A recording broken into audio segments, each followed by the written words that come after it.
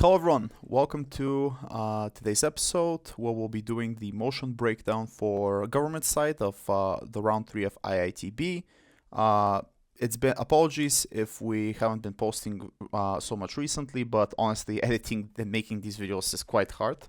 I'll try for next week's tournament to keep things in place, but this week obviously we had to do both Copenhagen's and IITB's motions. But for next week it's KCL, so I hope to get all the videos out by then.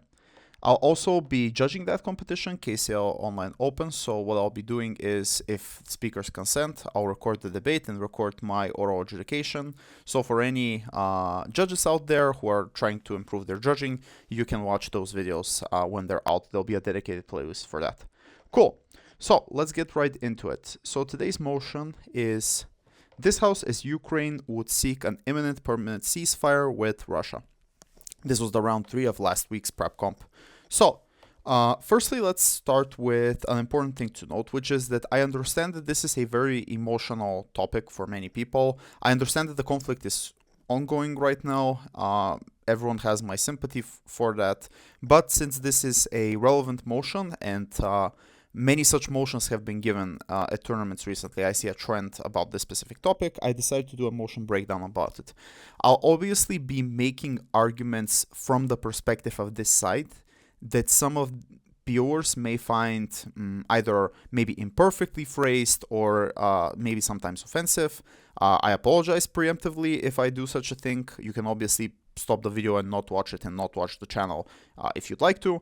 But for the sake of debate improvement's sake, I'll try to, I will have to be making these arguments. So please bear with me. If it's impossible, I'll obviously do the other side in the next video, which is the opposition side. So maybe that video would be better for you to watch. Anyway, cool. Let's get right into it. And importantly, before that, before the statement generation, which we usually do, there is something to note about this motion and these types of motions. So obviously, again, the first thing is this is an actor debate, which we are doing from the perspective of Ukraine. Thus, we're looking at the interests of the country Ukraine in this particular moment. The second thing is that there are 3 types of arguments that you could run within this debate that are within the burden of the motion. What does this mean? This means that, for example, we could run arguments that are based on the benefits to Ukraine if Russia doesn't agree to this by just attempting to publicly do a permanent ceasefire. The second type of arguments is benefits to Ukraine if Russia agrees. And thirdly, if what moral obligation the actor has. Because, for example, actors are not necessarily just self-interested. They also have moral obligations, principles, and things like that. Importantly to note is that the ceasefire argument and it happening is, to a certain extent, a higher burden argument. Meaning that if Ukraine offers a ceasefire today, Russia may or may not take it in this particular moment. You could make the argument why they'll take it. You could make the argument why they won't take it.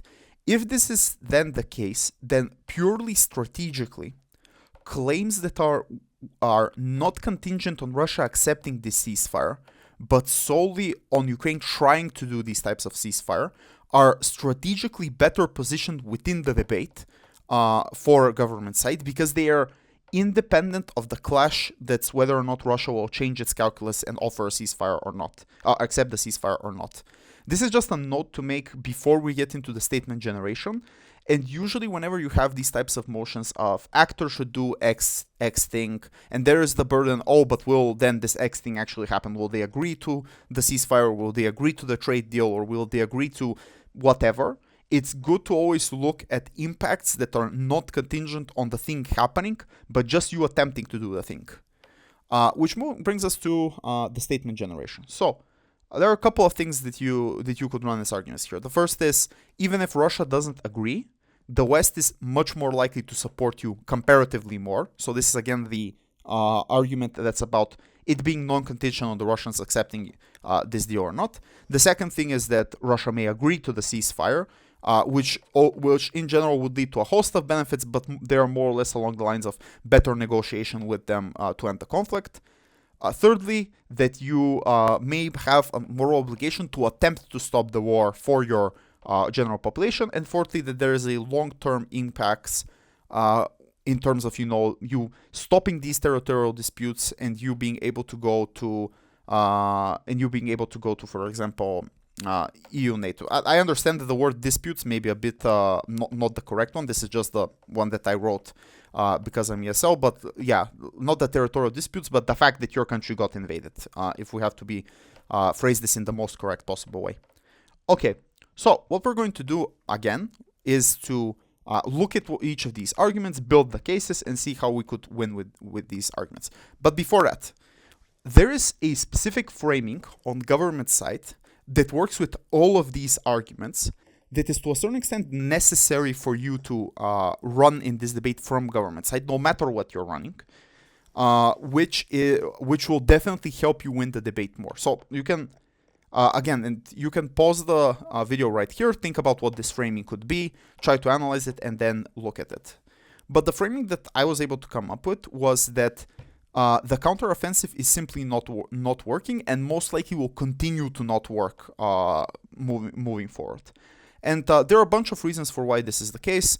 Also, if you want to look at this materialize, let's sort of say, in the ESL final of Euros this year, Bisser has an incredible speech where he runs through even more reasons, very, very methodologically, as to why the counteroffensive doesn't work.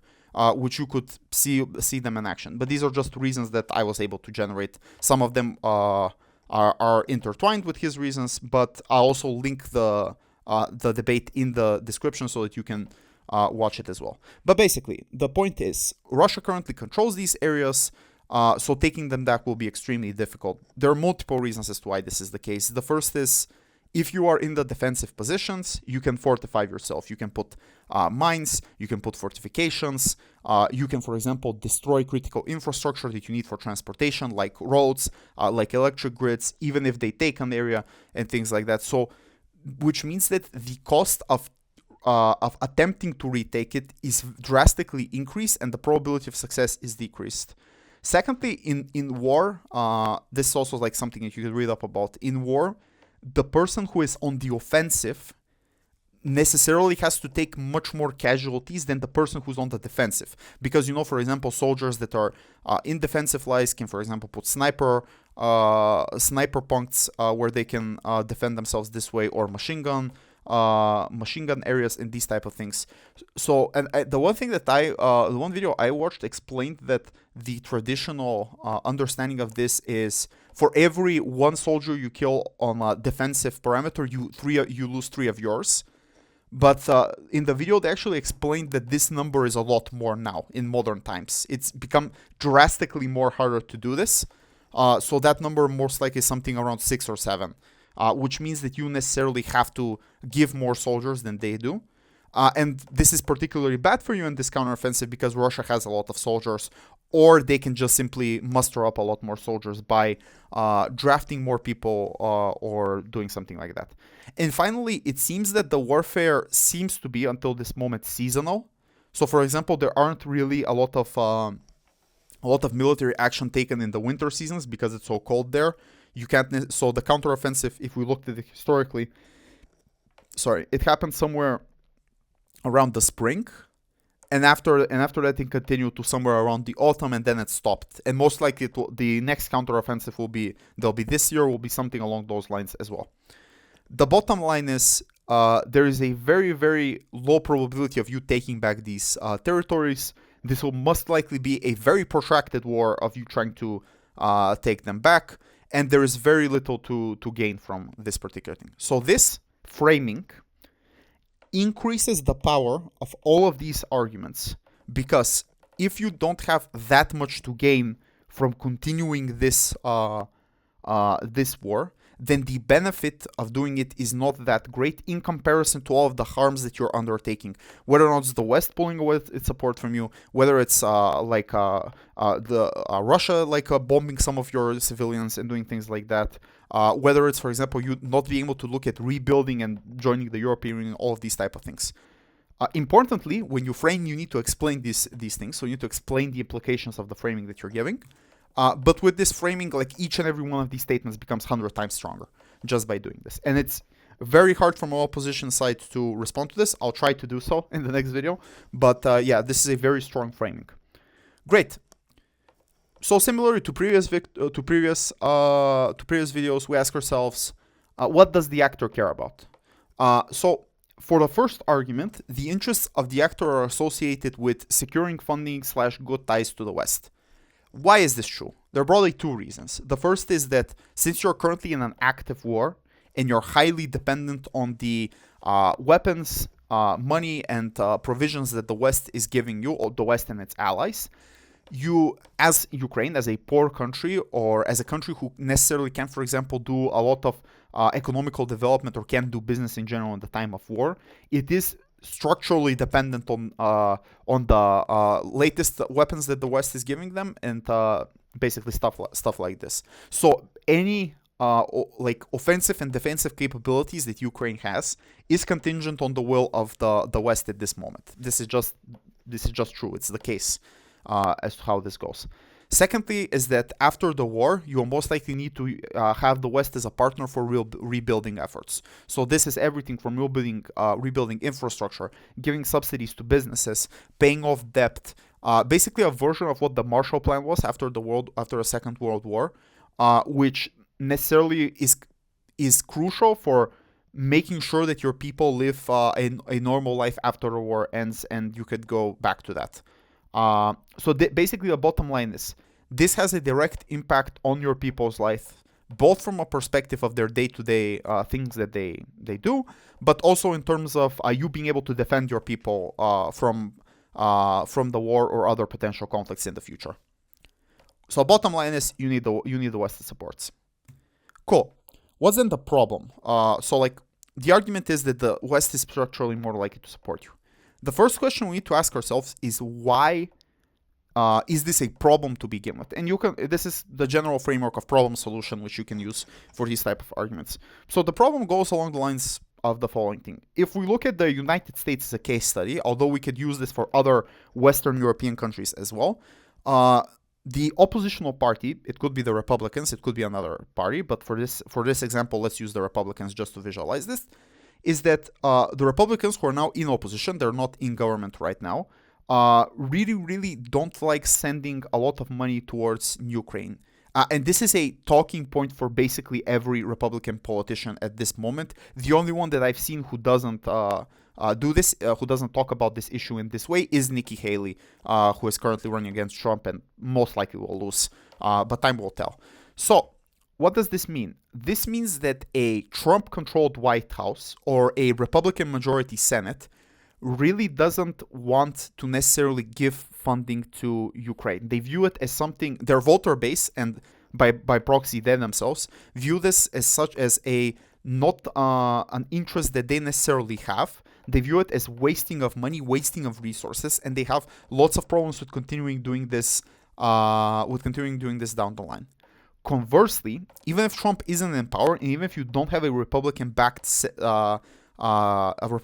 Senate, there's so much political will that the Democrats can also give in this particular moment. Like, if the counteroffensive is not successful and it's not bringing benefits toward that you could visually sell in the news and showcase, here's what we're doing, guys, etc., the Democrats themselves reactively, because they have a long-term political interest, at some moment will also ask themselves, okay, maybe we should stop supporting this issue, and maybe we should go towards the ceasefire route in these particular things. Most likely, this process has already started in the real world. Like, we're not looking in debate itself. So this necessarily creates a problem where there is no longer a unquestionability of supporting Ukraine. Rather, right now, at least 50% of the voter base or something like that seems to be questioning whether or not we should be giving funding or not. Now, importantly, and this is something that debaters never usually do, you need to provide nuance to this argument.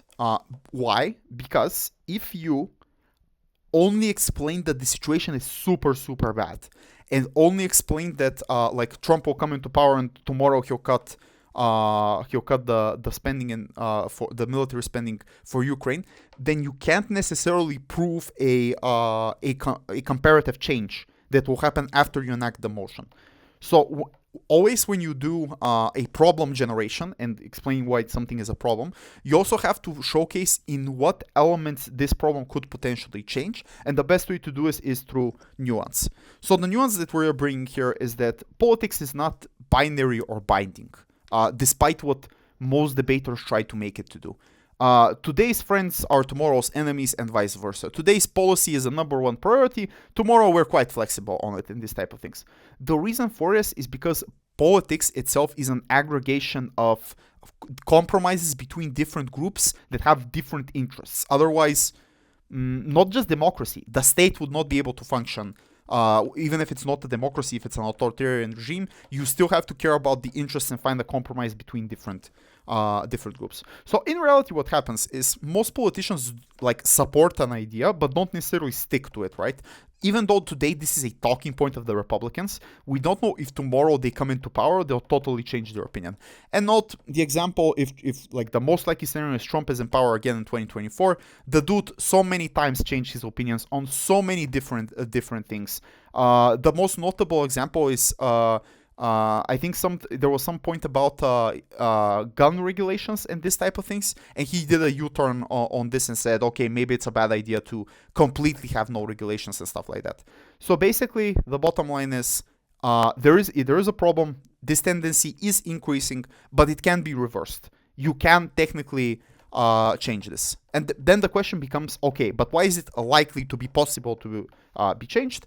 Well, because actually these groups of people have very strong incentives to support Ukraine. So here are like two example of incentives. There could be also incentives. The first is that Russia is in generally a security risk. Like they're compromised so many times. You know, like in 2008 they attacked Georgia. In 2014 they annexed Crimea. In 2022 they attacked Ukraine. Who knows what in 10 years time they'll do. This is a antithetical superpower towards the United States that's encroaching on their sphere of influence, because whatever we're talking about, the USA is more and more within Eastern Europe, more and more within this previous buffer zone that used to exist.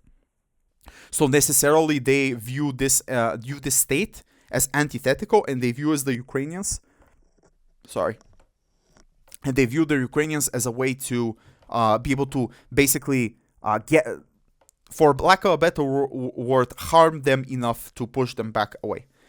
Secondly, because the conflict is very close to the West and its allies, like the risk is immense, but also Ukraine could be a very potential long-term partner for these countries, especially in the field of agriculture and things like that, since Ukraine is the grain basket of the world. There are already talks about them joining the EU and having a fast accession process and things of this nature.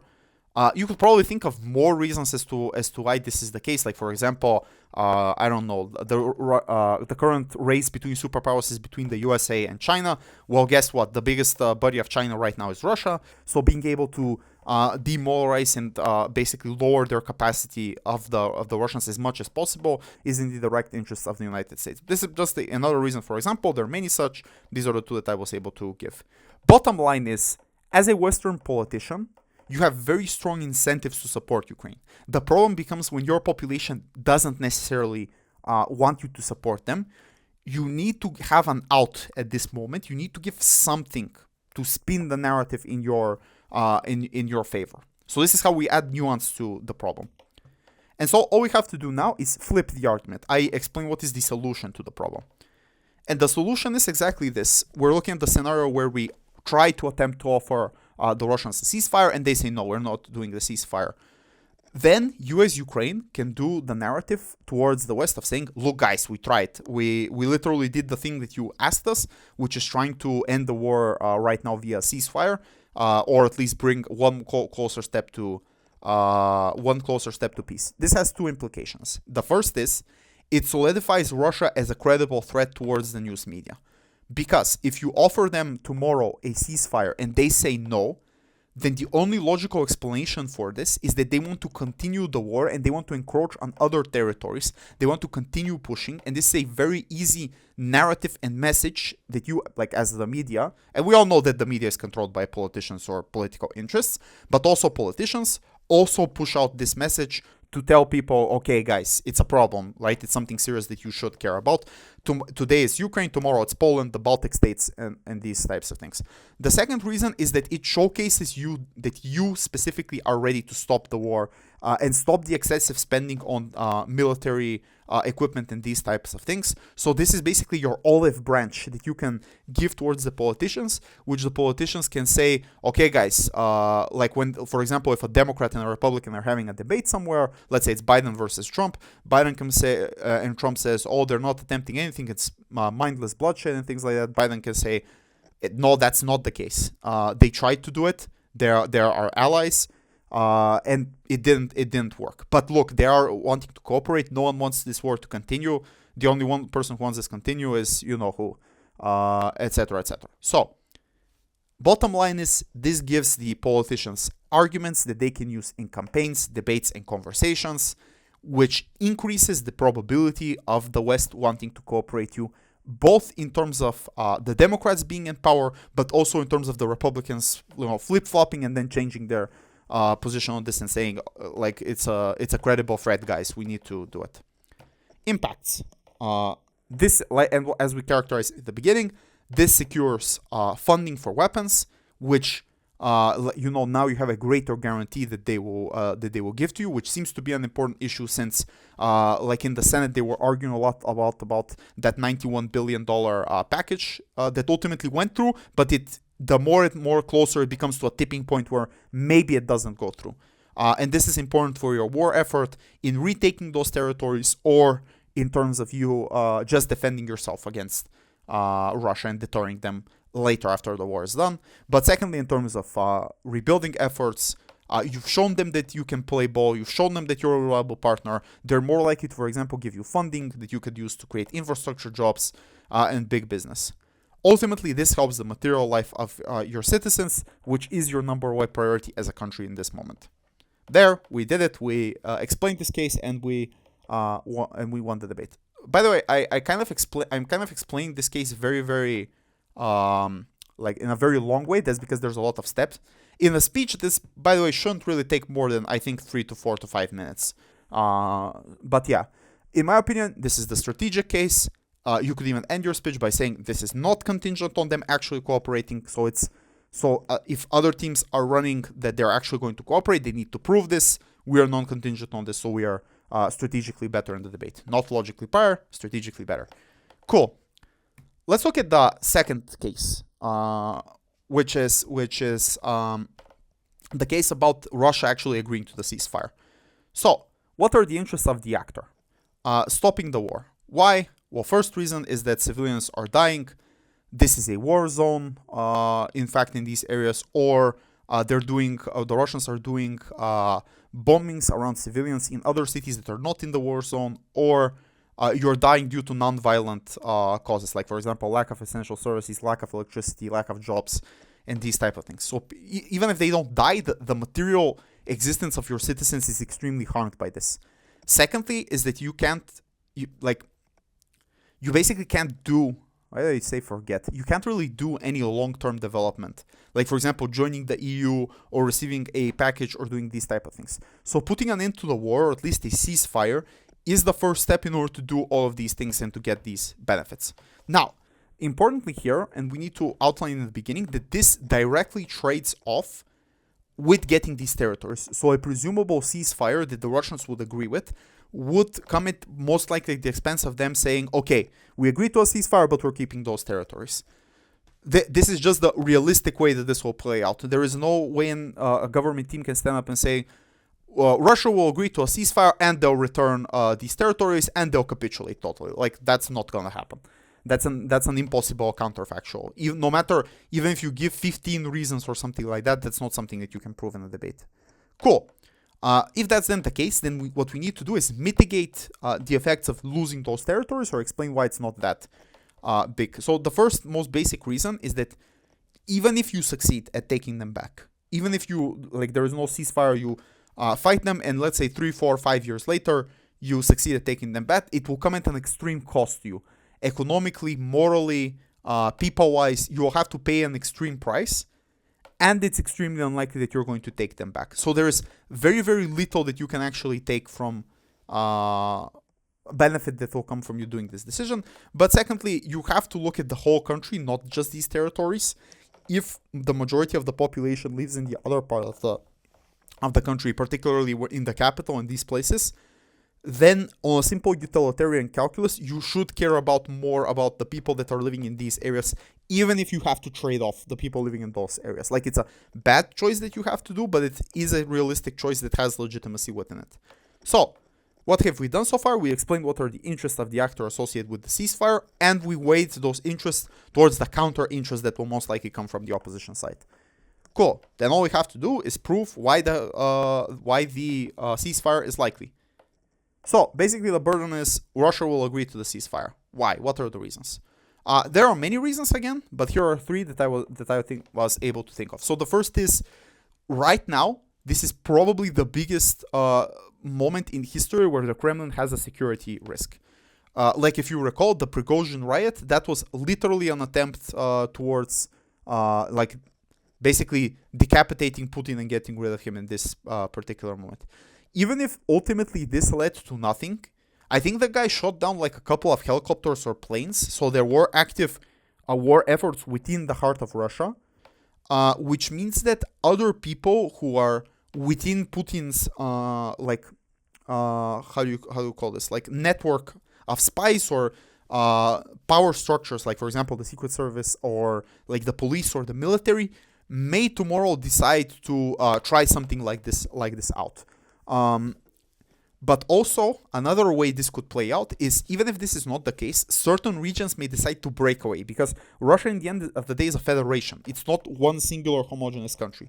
There are multiple internal countries, let's call them like that, the most notable being Chechnya, which may decide to break away from the country.